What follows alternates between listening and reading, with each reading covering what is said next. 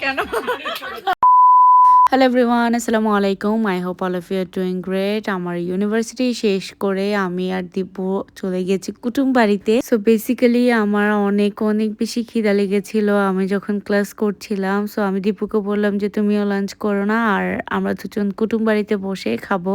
So অনেকদিন পর খুব মজা করে বাংলা খাবার খেলাম। আই মিন ভর্তা দিয়ে ভাত খেয়েছি আমি। অনেক মজার ছিল খাবারগুলো, যদিও চিকেন ছিল, তবে আমি সব থেকে বেশি মজা পেয়েছি শুটকির ভর্তা দিয়ে। প্রতিটা ভর্তা এত বেশি মজার ছিল, মানে অনেক খাওয়া দাওয়া করে ফেলেছি। তারপর গেলাম আমরা বালিয়ারকেটে। সো বালিয়ারকেট যাওয়ার রিজন হচ্ছে মিস্টার ডিআইওয়াই গিয়েছি তাজওয়ারের জন্য একটা গিফট নিতে। আর এখানে অপশন থাকা সত্ত্বেও ছেলে বাবুর জন্য কেন যেন একটা কিছু আমার পছন্দ হচ্ছিল না। মেয়েদের অনেক অপশন আছে। তারপর আমরা একটা নিলাম, নিয়ে হচ্ছে আমরা একটু মলে ঘোরাঘুরি করেছি। সো এদিক ওদিক ঘুরতে ঘুরতে আমরা ফুড কোর্টে বসলাম, আর যেহেতু বিকেল টাইম ছিল একটু চা খেলাম। এই শপের চা আর পেঁয়াজও আমার অনেক মজা লাগে। আমার কেন জানি বালিয়ারকেট আগে গেলে আমি খুব ফুচকা খেতাম, নাচোস খেতাম, আর বিয়ের পর থেকে মনে হচ্ছে এই দোকানের খাবারই আমার অনেক ভালো লাগে। এনিওয়েজ বাসায় এসে অনেক বেশি টায়ার্ড ছিলাম, একদমই মনে হচ্ছে না আমি রেডি হই। তো আমি জাস্ট আমার ময়শ্চারাইজার দিলাম অ্যান্ড ম্যাজিক ক্রিম।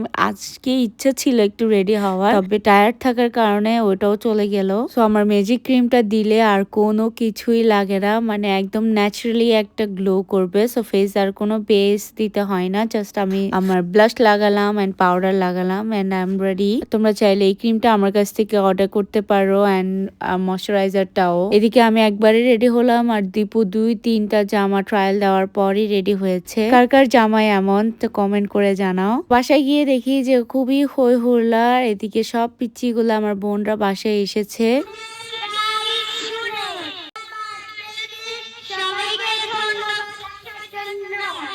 এদিকে ও একটা মাইক্রোফোন গিফট পেয়েছে, যেটা দিয়ে আমাদের গান ঝালাফালা করছে। এদিকে স্মৃতি অলওয়েজ থাকে ডেকোরেশনের জন্য। এদিকে গেস্টরাও একটু টুকিটাকি হেল্প করছে যাতে তাড়াতাড়ি ডেকোরেশন শেষ হয় আর তাড়াতাড়ি কেক কাট করা যায়। এনিওয়েজ আমার বোন জামাইদের পাশাপাশি এখানে আমার মামাও এসেছে বার্থডে ইনভিটেশনে। আর আজকে আমার এনার্জি একদমই লো ছিল, যার কারণে আমি কোনো ধরনের কাজই করছি না।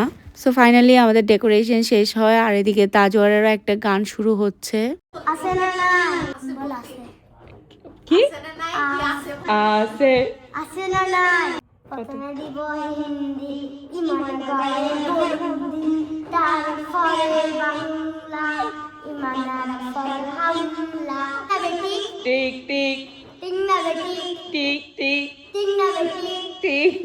অনেক কষ্টের পর সব বাচ্চাকে একত্রিত করলাম যাতে ওরা কেক কাটে। সো সাডেনলি ওর মনে পড়লো যে ওর কোনো বার্থডে ক্যাপ নাই, তো ও এটার জন্য রাগ করেছে দেখে আমার মামা ওকে টেবিল ম্যাট দিয়ে একটা ক্যাপ বানিয়ে দিয়েছে। আবার এটা পরে লজ্জাও পাচ্ছিল ও। আসলে বাচ্চাদের বার্থডে করা অনেক বেশি কঠিন, মানে ওরা কেক কাটার সময় এত বেশি নাটক করে। এন্ড ফাইনালি ওরা কেকটা কাটলো। Happy birthday to you. তুমি কাটতে পারবে না বাবা। গরম গরম কিছু আমি দেখতেছি বাগে আমি কাটতে পারি। সবাইকে খাওয়াই দাও। তুমি খাওয়াই ফাইনালি বাচ্চাগুলার এইসব শেষ হওয়ার পর আমরা বড়রা উঠলাম, একটু ওকে কেক খাওয়ানোর সুযোগ হয়েছিল। তো সবাই মিলে একটু পর উঠে ছবি টবি তুললাম এন্ড ওকে কেক খাইয়ে দিচ্ছিলাম, ও সবাইকে খাইয়ে দিচ্ছিল।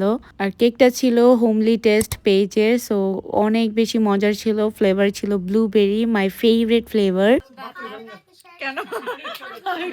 অ্যান্ড ফাইনালি ও গিফট আনবক্সিং করলো। সো আমি ওকে গিফটে দিয়েছিলাম একটা পাঞ্চিং ব্যাগ, যেটা অনেক বেশি পছন্দ করেছে। থ্যাংক ইউ বলো। Thank you. Hi guys, hi hi.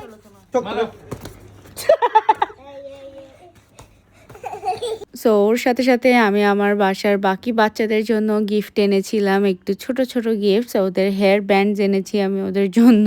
So basically আমার ছোট যারা আছে তারা সবাই গিফট পেয়েছে। তারপর আমরা একটা গানের আয়োজনও করেছিলাম।